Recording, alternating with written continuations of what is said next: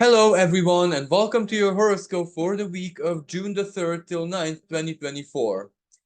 We have quite an interesting week ahead of us. This is where the intensity continues, but this week we are going to experience on the first stage the powerful Gemini activation. So this is where it will affect not just our, collective reality, especially that Gemini is the sign of communication and the methodology perhaps of the interhuman connection of Aquarius. So this is going to be a week filled with communication, exchange of information, social media, mainstream media, mass media, anything that has to do with sharing of information, sharing of news, sharing the word, etc., is going to be very, very active, very highlighted, part of the collective play out of events, very much so, but also part of our individual lives, even in a sense which has nothing to do with the collective. Friends, acquaintances, people, colleagues, neighbors, siblings, family members. So basically everyone, just like when you stir up a beehive, not necessarily in a violent or in a bad sense.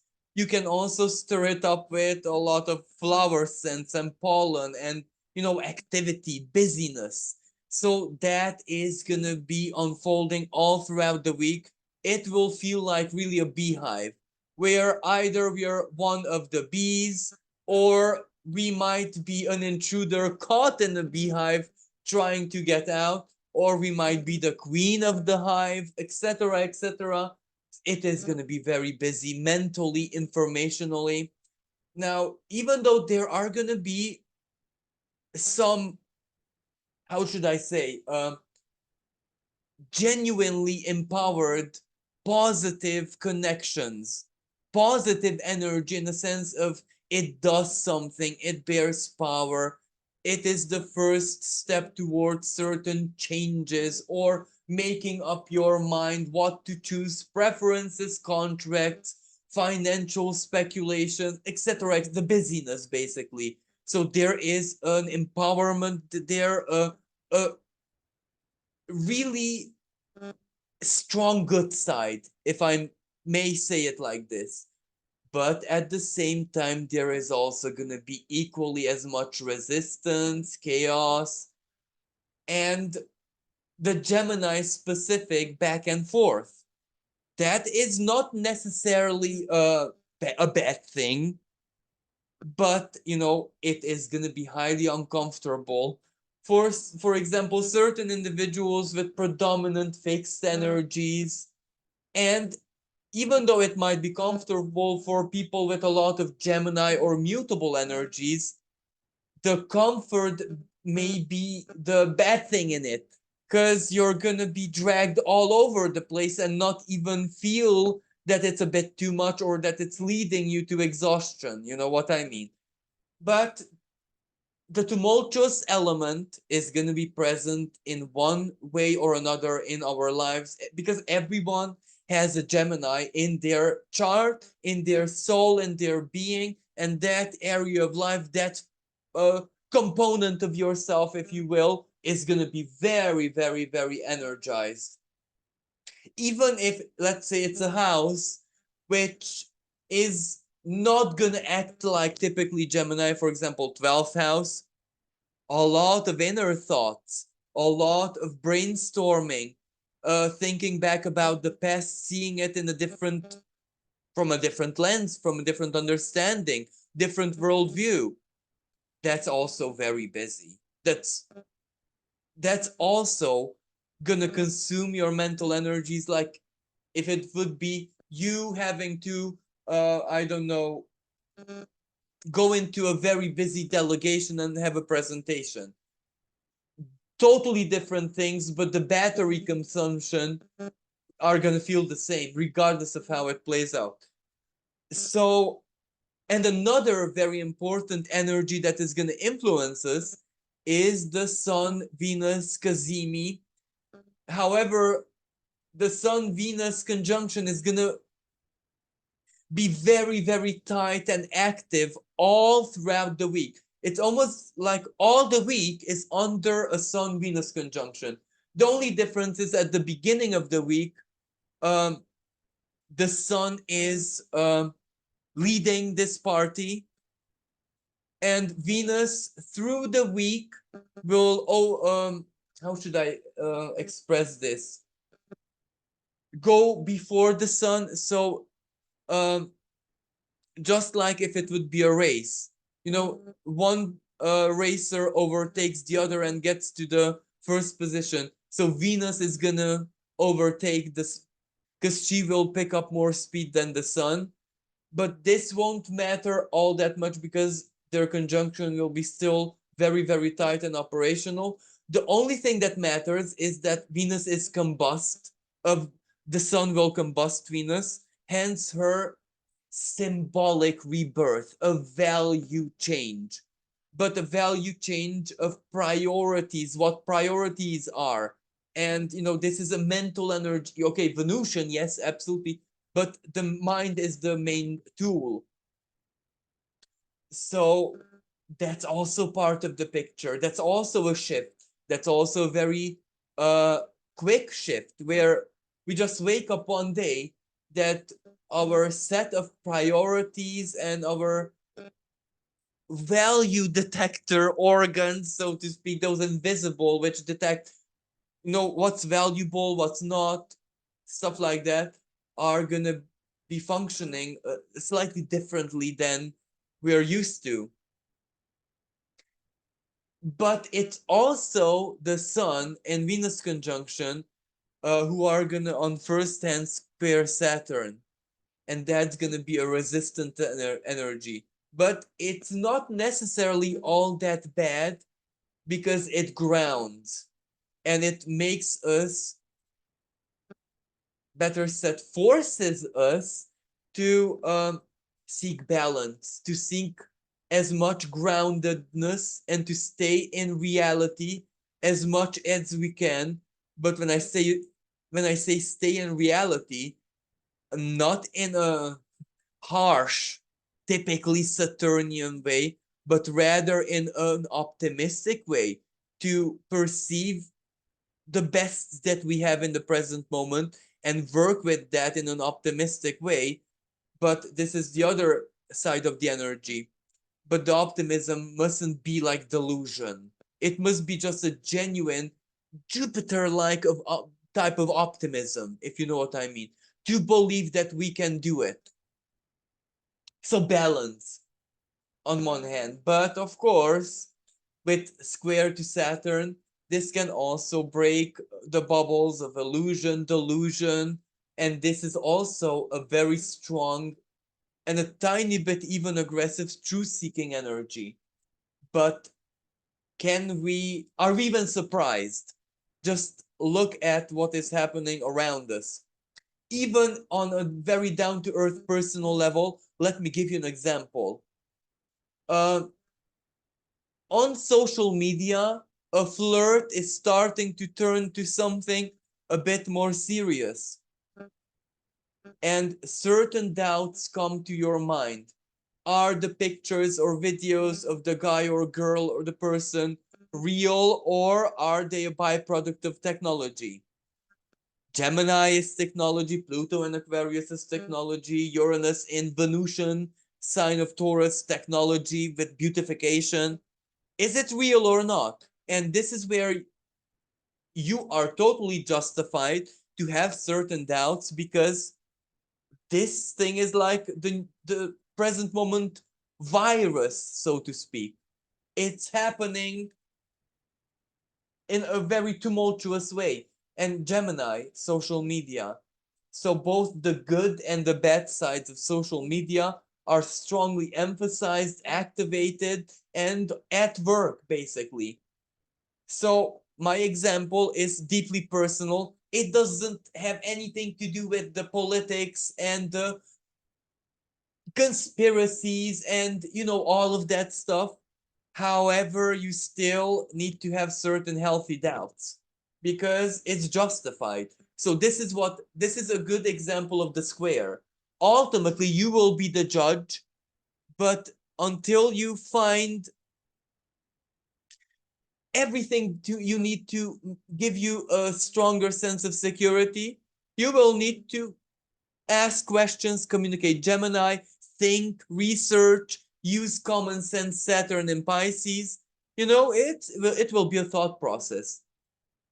And this energy can even play out in a rather mercurial way, where you have an epiphany, a certain altered altered state of consciousness, a deep experience on a soul level spiritually.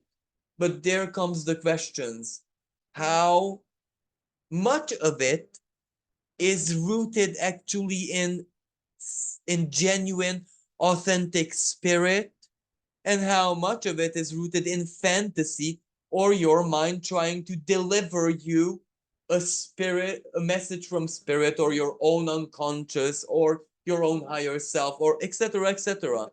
So you need to dissect it and filter it. What is the fantasy? What is the language? And what is the message? What is the actual message here? Or you have an outer body experience. Was it real, or was it substances? You know what I mean? Doubts, and justified doubts. But ultimately, it gives us a certain power, because once we have a good understanding, then the square is a power square, where it keeps us in reality. It keeps us grounded. It basically makes us use the best of both Gemini and Pisces. Pisces, the touch of spirit, art, compassion, idealism, fantasy, the dream, the good dose of innocence and naivety. Gemini comes with the fun, the brainstorming, uh, any dream idea, spirit needs to be given some kind of form, shape, and form. So the best of the two. But if we allow this energy to wash over us, of course, we'll have the verse of the two: anxiety, fears, overthinking, not being able to have confidence in anything. So it is really up to us. But let us begin the horoscope, even though I said most of what I had to say later on, but let us begin.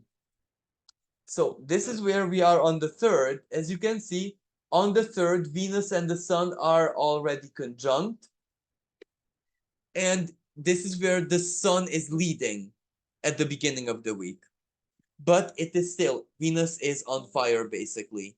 So values. But when I say value, we must not forget that we are perceiving value very rationally, in a very Gemini way. But Venus is one of those planets which, even though it doesn't have a very, how should I say, super visible, super obvious synergy with Gemini, it still has, because it is the esoteric ruler of this sign. So in perhaps more non-astrology, like for example tarot, when it comes to Gemini, Venus has much more influence over it, because of course, when the mind is animated by beauty, by love, by anything Venusian, really, good things come from there. Connections, relationships, poetry, compliments, empowering words, healing words, encouragement, promise, the good type of promises. So much good can be born out of Venus and Gemini. So this is also very active all throughout the week. So flirts, words, but especially at the beginning of the week is when we get on one hand, the on bound, uh, take of this energy, basically, when you can put on the table basically as much as you want of this at flirt, at date, at job interview, at negotiation, at looking at the house you want to buy. And especially speaking about investments, buying things, selling things, Mercury changes signs at the beginning of the week. So on the 3rd, under this Venus Sun conjunction. So Mercury is at 29 degrees of Taurus at first. And this is very important because Taurus, the value, shadowy, or better said, aggravated Mercury, the decision, something catches your attention. Something is too big to ignore, so it makes you think. And a few hours later, it's in its home sign of Gemini. Its masculine expression is daytime expression, public speaking, the actor, the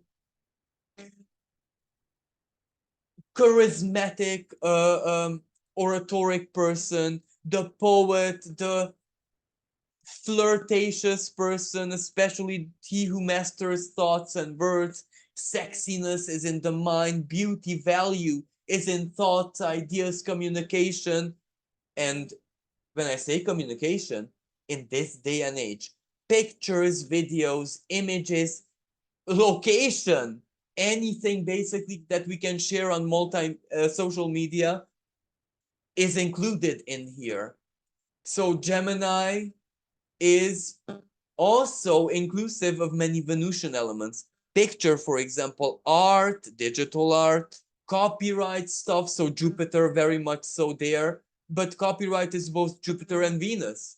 Both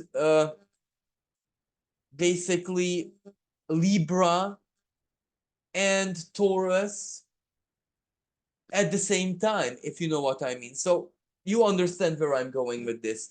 So we are thinking about things like financial things, value, or maybe financial, not for everyone. For some people, this is about love, romance, sensuality. However, there is still an evaluation part. Like, is he actually good looking enough? Or no, Gemini has a hair splitting quality just like Virgo, but with a total in a totally different way. Let's say that Gemini is not as radical as Virgo, but neither as innocent. So this is where we measure things. How big, small, stuff like that is this and that. May we speak about a body part, or the ego, or the mind, or the heart, or the generosity, or the anything.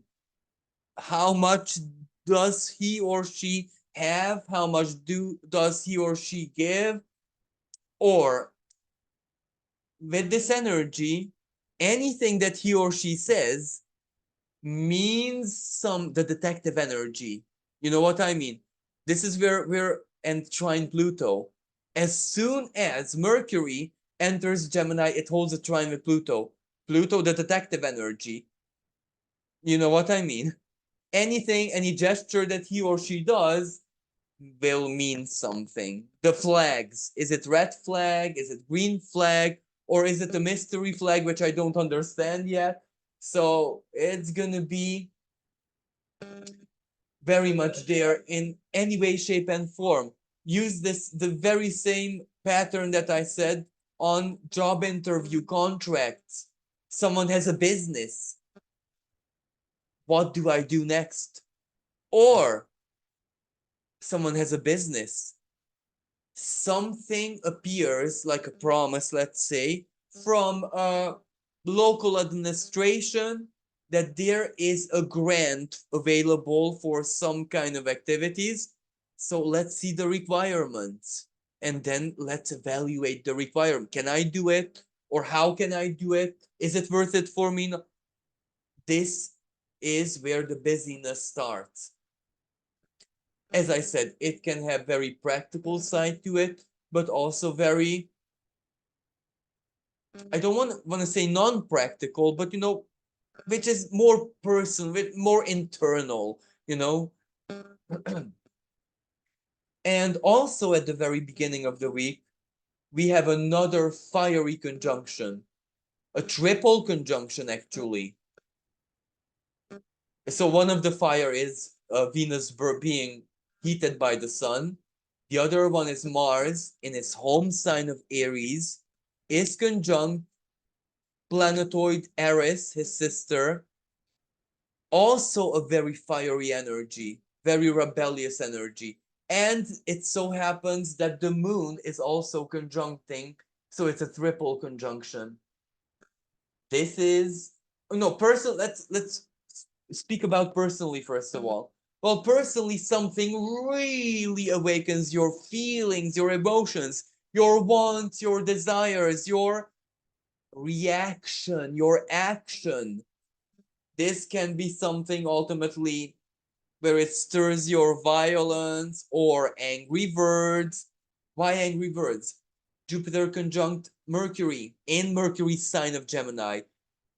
Words, speech is tumultuous, and Jupiter is debilitated.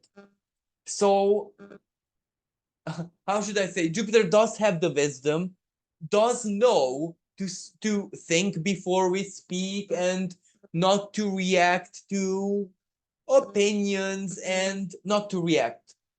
Especially Jupiter is all about my truth, my opinion, my faith expressed verbally. And it opposes Sagittarius, right? Its home sign, so it is exiled. Sagittarius is very much about religious whatever we want to say. So Jupiter opposing his sign, let's speak about religious stuff, but because it's debilitated, speaking about it is not gonna do something Jupiterian in a sense to it bestows knowledge, it bestows understanding, it bestows faith. It's gonna do the opposite. It's gonna highlight the irrational, illogical, absurd, the uselessly ritualistic sides of religion and all of that. So I don't need to detail this further. Just let's look at the collective situation, not just one, all of them. And we see how this will most likely be part of the picture one way or another. So, yes, Jupiter and Mercury together will have a lot of good flirt. Again, flirt. The beauty of words, how we say something.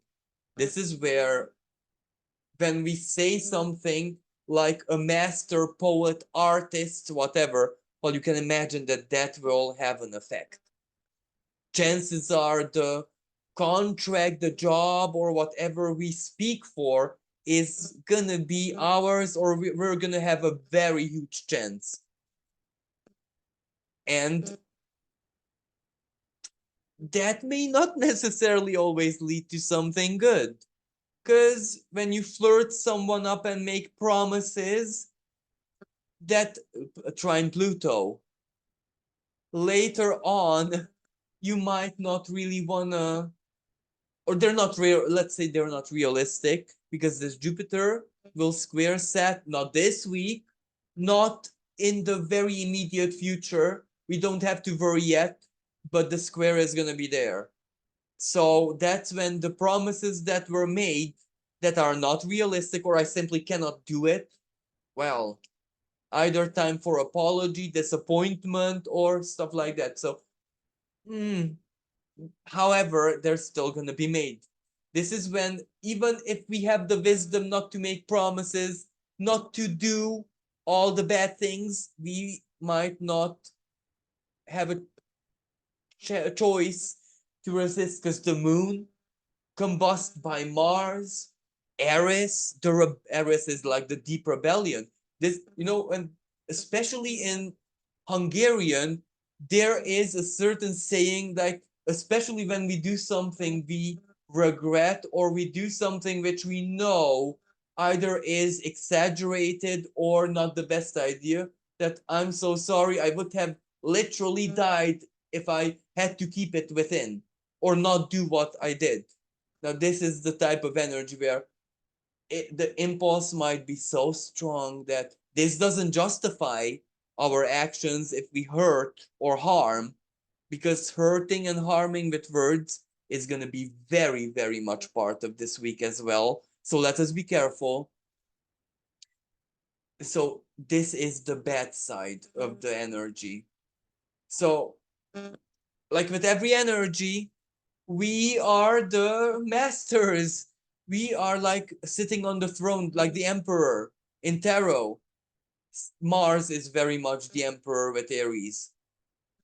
So let us make sure that even if Aries leaves us no choice but to rebel or say something, have a gesture, have a reaction, that can still be sizzled down to do the less damage, or it can be dished out in a polite, artistic Gemini, diplomatic way. But one of the signs whose main weapon is words, well, you guessed it, is Gemini. So, okay, I think everyone got the idea. But I must repeat something. Just because we know we can be carried away, that is still not justifiable. That still doesn't justify if we do something really not nice with our words or gestures. Collectively speaking, protest, rebellion, or something happens, Aries war, within a war, a civil war, diplomatic, religious, philosophical conflict, or fight for peace, fight for anything positive, or like love or compassion, humanitarian, but it's still fight, you know? So I think I said enough. But the rebellious nature of this energy is what we are going to be seeing very, very intensely on the 3rd. Moving on. So on the 4th, this is when Venus and the Sun perfect their conjunction. And, you know, it would be the birthday of my mom. So I don't know why I even mentioned this. Sorry. So Venus meeting the Sun, this is when Venus enters her reborn form. So she is going to burn up in the heart of the Sun. We are really going to be feeling a change of values, a change of heart, a change of our inner priorities, and what we find valuable, attractive mentally. And when I say mentally, it matters in this day and age a lot, because so much of our wants and attractions are not really Taurian or Scorpionic. They're just in our minds, thanks to the overconsumption of social media. Like very many times, what we want, what we think we desire, is actually rooted in something totally else. Like, for example, when someone just feels this obsessive need to have an activity in their lives, they just cannot stay uh, in a quiet, peace and quiet for long. They cannot stay still. It's almost like an ADHD, but it's we're on a soul level. And not being able to find a hobby, an activity which they immerse in, is like really real torture for. And surprise, surprise, many times the core feeling is just loneliness. They What they truly seek is connection or love or friendship or just sharing. But why would their minds lead them to something totally else?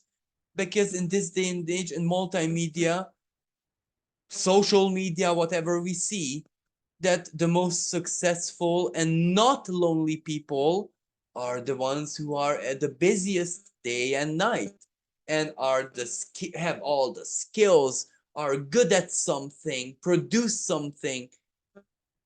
But that is the biggest illusion ever. But you get my example.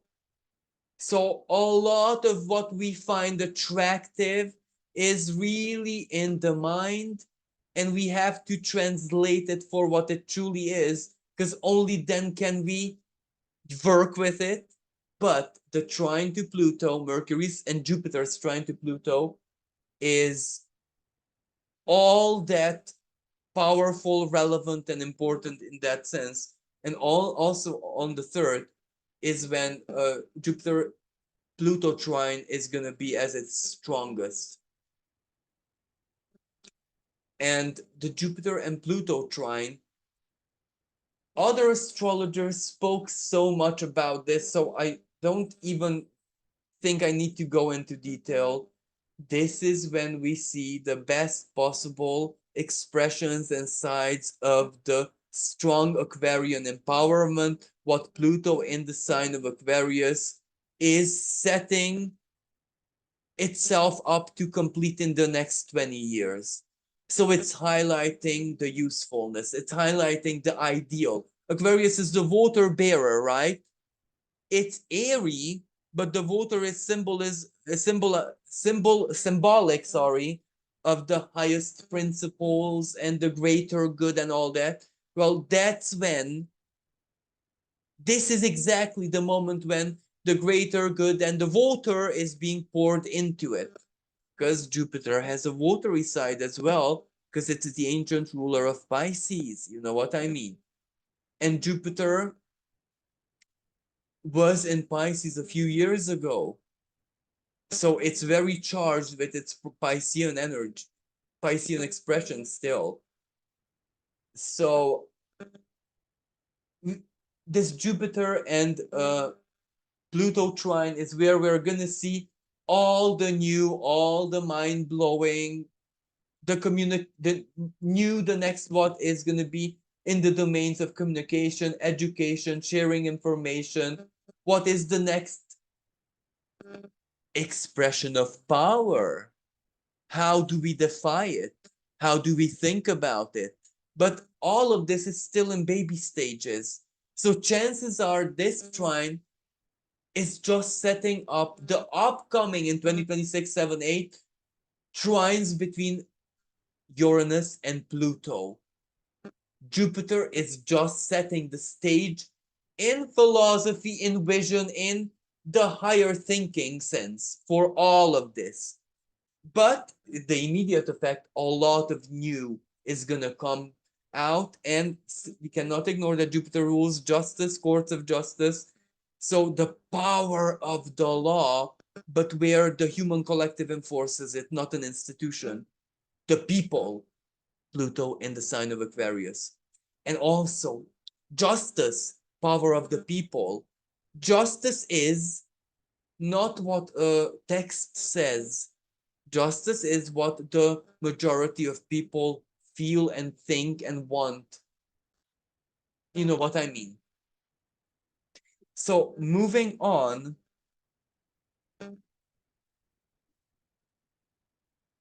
we still have on the 5th a Mercury and Jupiter conjunction trining Pluto. So again, that is so very good for communication, for us to have understanding, power, or better said, our understanding, our power, our perceptions, their clarity, their self-knowledge. They are based on profound self-knowledge, basically, is a great, great power. Not just towards ourselves individually, but also in all of our relationships, regardless of their nature, knowing the self, and knowing one's truth automatically means being open that much more to another person's and accepting it and not judging it. Gemini energy. Gemini is that sign which can truly take another just like the self, regardless of differences. Gemini is that sign which can find similarities regardless. It's the sign which can link two opposites together, but to make them good bedfellows. Pisces, another dual signs, usually where the two opposites separate and have space for one another, if you know what I mean. That's a totally different modus operandi. Aquarius is where the two opposites simply exist one next to the other, regardless. They're not linked together. They might even be isolated, but they're there. Because the glyph of Aquarius doesn't link the two waves together. They're always separate. Libra weighs the two opposites. Libra wants to make them weigh the same. And when they weigh the same, their distinctiveness, their opposite nature will not even matter because it's perfect equilibrium. And I'm sorry to go into this philosophy. So also on the 5th, we have the moon conjoining Mercury and Jupiter. So just like a few days before, the moon conjoined Aries and Mars, adding the emotional element dimension to it. Now it does the same with Mercury and Jupiter. But we must not forget that that means it will trine Pluto. On my screen, what you see, the moon is not quite yet in Gemini, but just visualize it here. So it will hold the trine with Pluto. That's ultimately good news.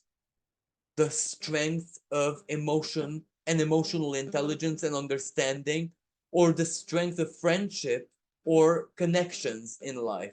Something powerful, or anyway, something good comes from friends/social connections.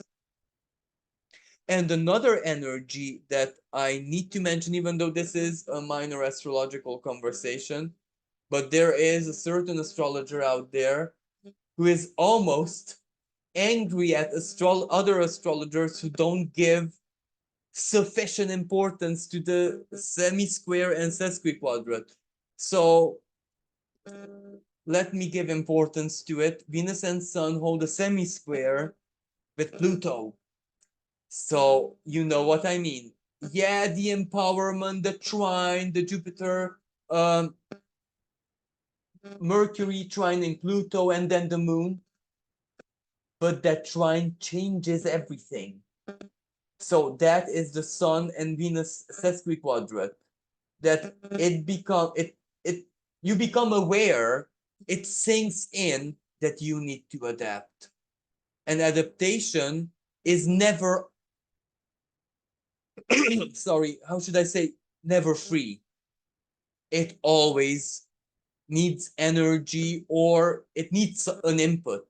It is never just, you snap your fingers and it's there. Adaptation needs some energy. May it be physical, like moving furniture around. May it be mental, getting used to something. May it be emotional. Let me sit with the emotion until it sinks in. Even if it's the most positive thing. Like, let me give you an example. You were single, and it just happens you're not single anymore. It's the best thing that could ever happen to you. But that doesn't mean you don't have to adapt to it. And that might not be physically the easiest stuff.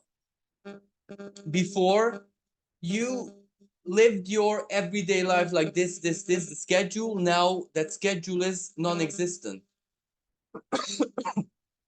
That's not necessarily easy, even though you're the happiest that you could possibly be.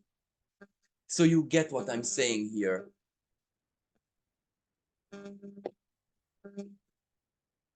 Now, let us move on to the 6th, and this is going to be a very important day.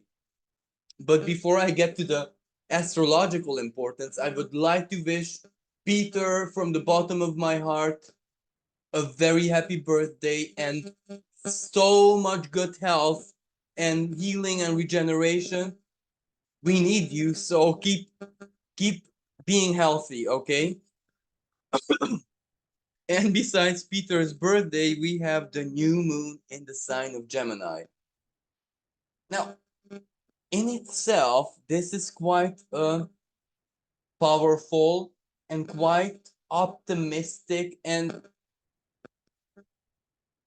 like a touch of honey, like a summer's breeze type of new moon that can create something new, of course, based on the element of air, intellect, thought, may it or communication, connection. Sorry for my cough. Connections and stuff like that. So it can be very, very delightful. And it can also be liberating. It can also feel like you're actually operating on a totally different tone and frequency finally. However, it may not be all that easy because it also holds um, a square with Saturn. So the square with Saturn, there is going to be resistance. Like, let me give you some very easy examples. Uh, Gemini, the new moon energy. Let's say that new moon, new something new being born or expressed, a communication. Something is needed to be shared or communicated or something like that. Saturn restricts it. Freedom of speech. If the communication is anti, and I don't want to say the words, because you get what I, it will be halted, restricted. No, sir, you can. Mars being in the sign of Aries, still and getting to that energetic degree closer and closer and closer, while energy, passion, heat, war, verbal battles. No, you can't speak this. No, you can't share this. Restrictions, censorship. So, and why not? This can give a new beginning, right? New moon. But if it's very Saturnian, the new reality may involve that like certain countries, certain places will have this and this and this social media platform banned, or some content banned, or the internet altogether banned, or you know what I mean. But that sesquiquadrate, remember, a square and a half with Pluto, remember? That's also very important because the ban doesn't necessarily mean that they will respect it. You know what I mean? It will give birth to a big rebellion. So it will be back and forth Gemini, like a ping pong. No, I'm not gonna respect that. I'm gonna appeal that. But you know what I'm saying. And Gemini, in its own unique way, also rules students, pupils. And I think I said enough. Rebellion, protest, uprising. Let's change everything around. And Jupiter and Gemini, students can actually force everything to be changed around.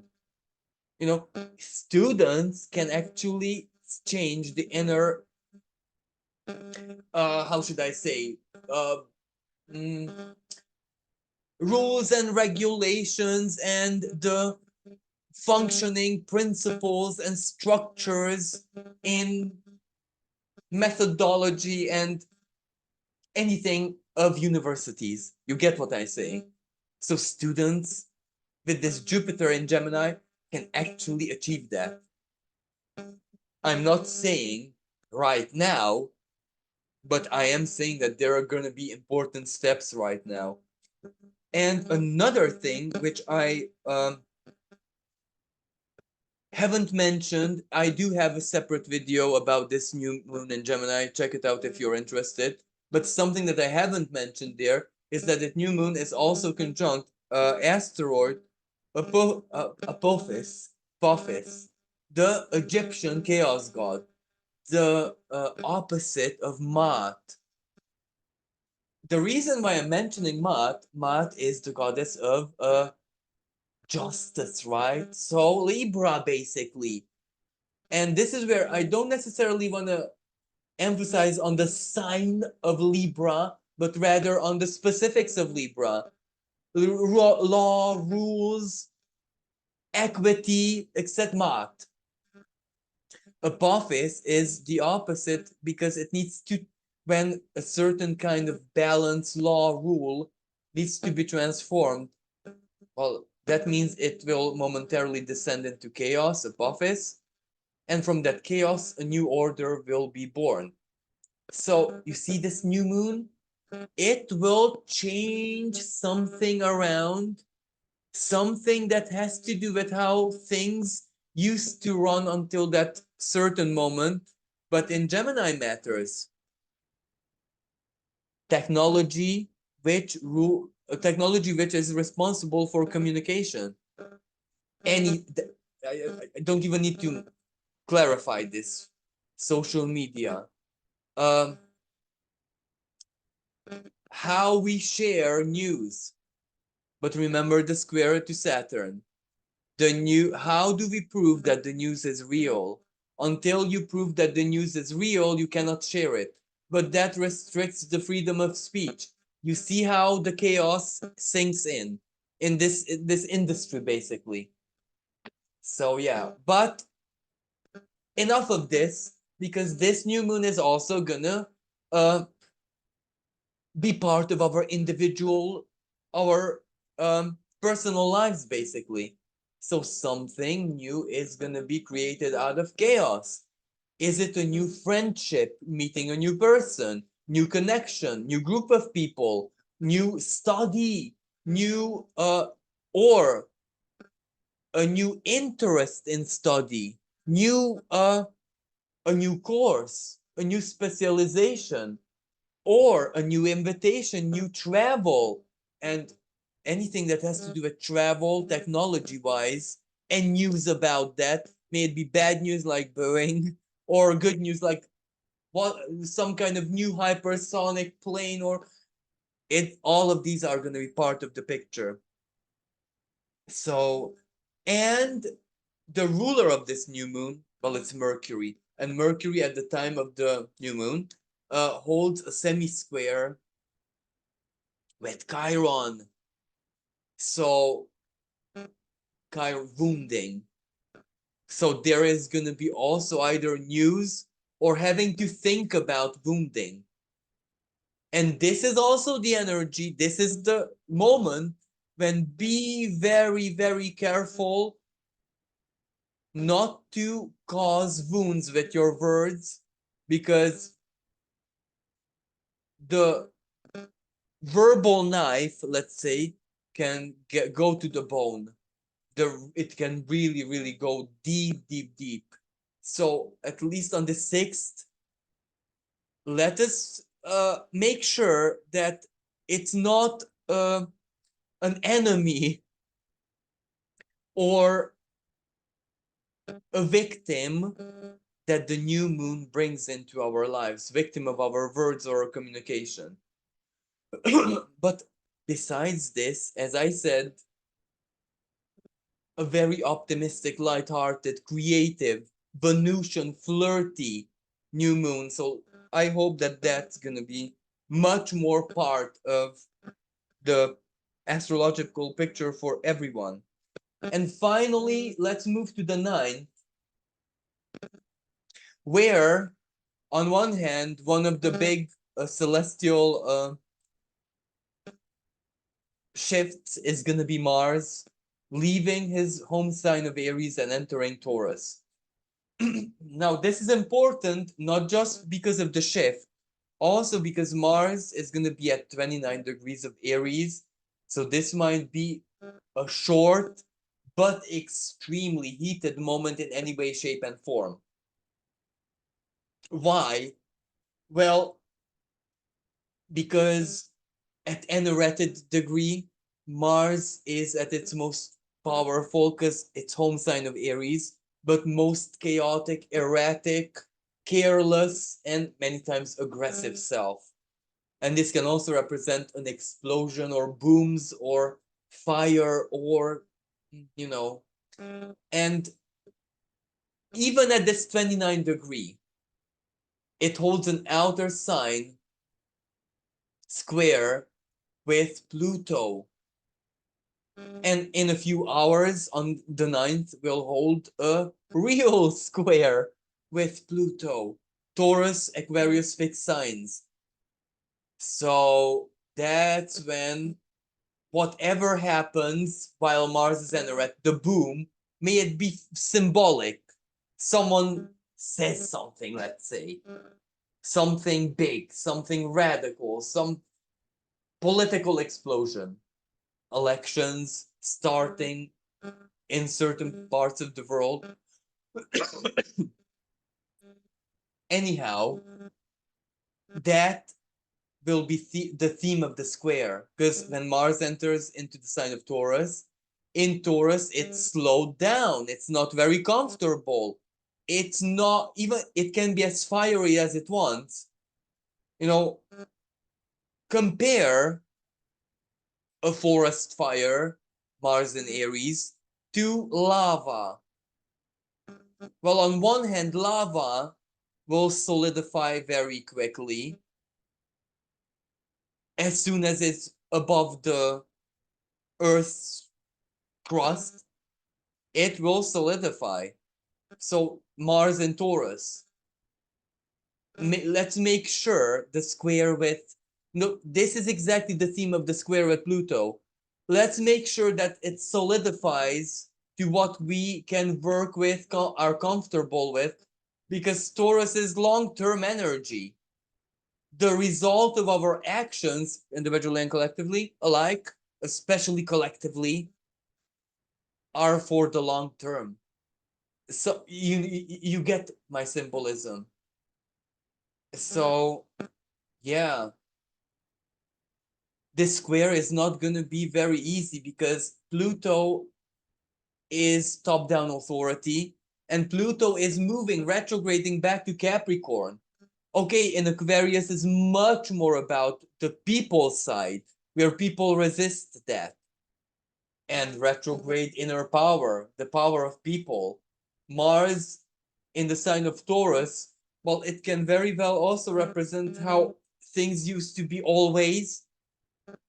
So you can see the conflict between top-down authority and people, groups of people, Gemini students, intellectuals, social media wars, Jupiter in Gemini, legal wars, but also which involve social media, and Anoretic Neptune in Pisces, Saturn in Pisces, where Saturn, I must remind you, from the new moon onward, the square with the Sun and Venus will be ongoing.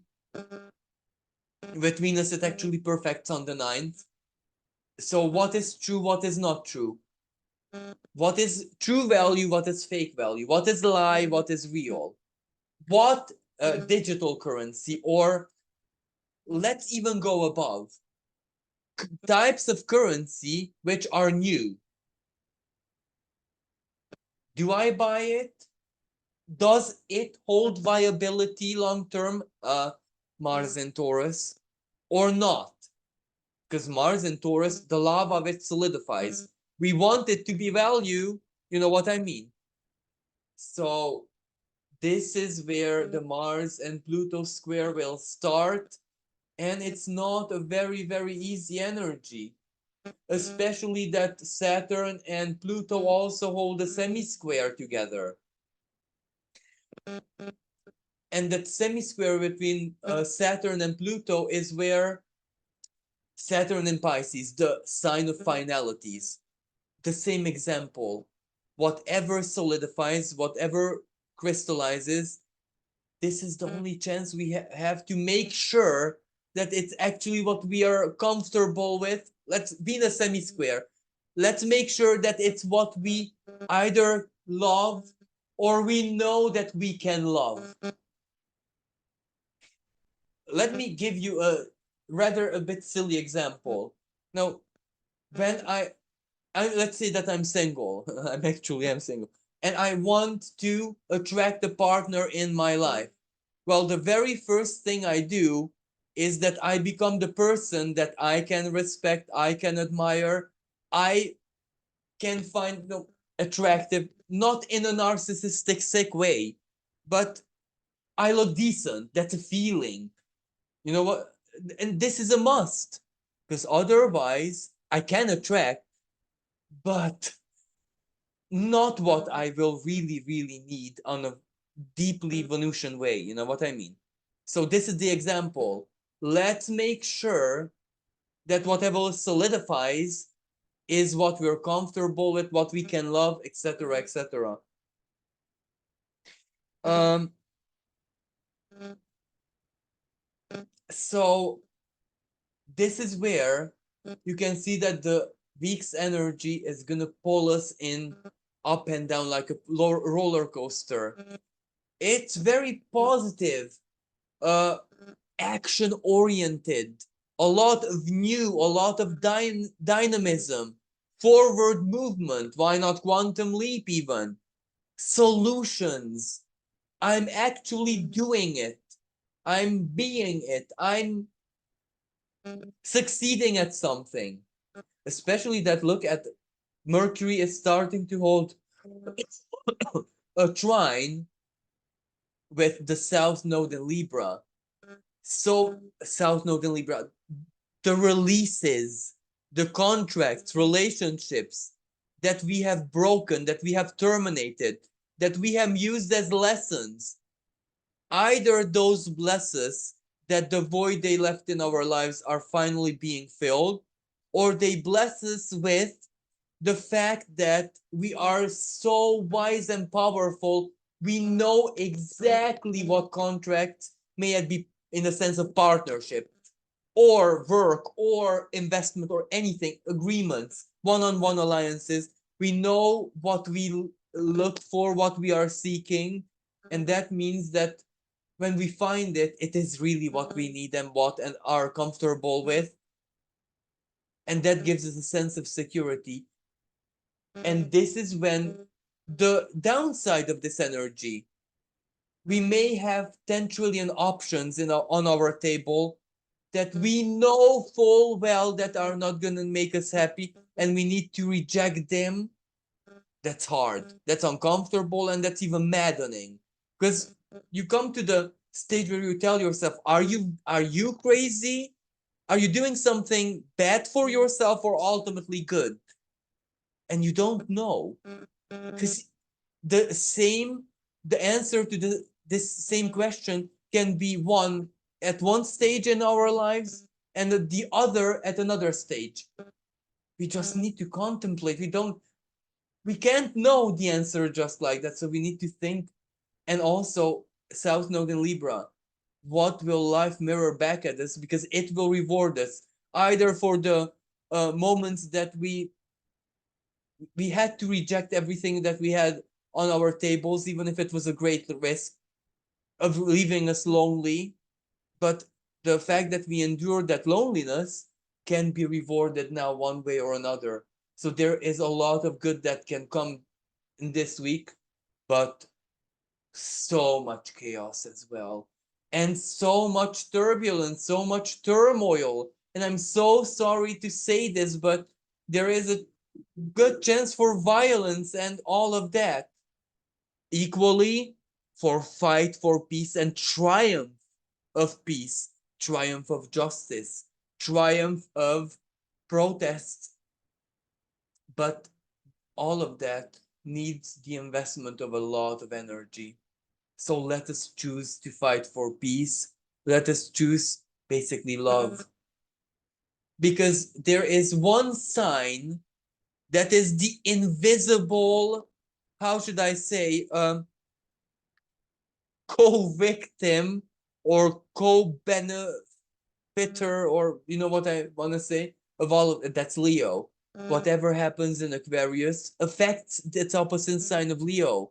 So the heart, love is still the greatest power in all of this, and only love can make this mind over matter energy. Gemini, Aquarius, Pluto trine, Saturn in Pisces, giving a shape and form to the dream, to the ideal.